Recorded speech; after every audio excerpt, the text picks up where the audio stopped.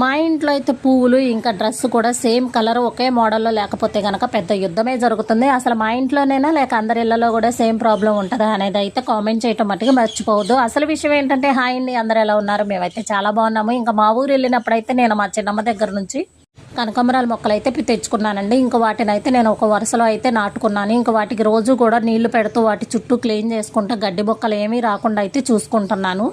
ఇంకా ఫైనల్లీ అలా చూసుకోవటం వల్ల ఏమో కానీ ఇంకా కనకాంబరాలు అయితే పూయటం అయితే స్టార్ట్ అయిపోయినాయి. ఇంకా రేపు సండే కదా, ఇంకా పిల్లలకి తల స్నానాలు చేపించి పిల్లలకి పెడదామని చెప్పేసి పూలన్నిటిని కూడా కోసి ఒక ప్లేట్లో అయితే వేసుకున్నాను. వీటికి ఎప్పుడు కూడా మొక్కలకు వాటర్ పెడితే ఏమన్నా మొక్కల కలర్ చేంజ్ అవుతుందా లేక ఏమన్నా పురుగు పడుతుందా రోజు కూడా చూసుకోవటం వల్ల ఏమో కానీ చాలా చక్కగా అయితే పూలు వచ్చేసి ఇంకా ఫైనల్లీ నాకైతే ఇన్ని పూలు అయినాయి. వీటిని చక్కగా మాల కట్టేసి ఇంకా మా పిల్లలకైతే సమానంగా అయితే కట్ చేసి పెట్టాలి. ఒక్కలకి మా పెద్ద పాపకు కొంచెం ఎక్కువ వచ్చినా సరే మా చిన్న పాప అయితే ఊరుకోదు. మా ఇంట్లో ఇంకా పెద్ద యుద్ధమే అవుతుంది. ఇంకా అలాగే మీకు కనుక వీడియో నచ్చితే లైక్ చేసి షేర్ చేసి సబ్స్క్రైబ్ చేసుకోవటం మట్టుకి మర్చిపోవద్దు. Okay, bye bye.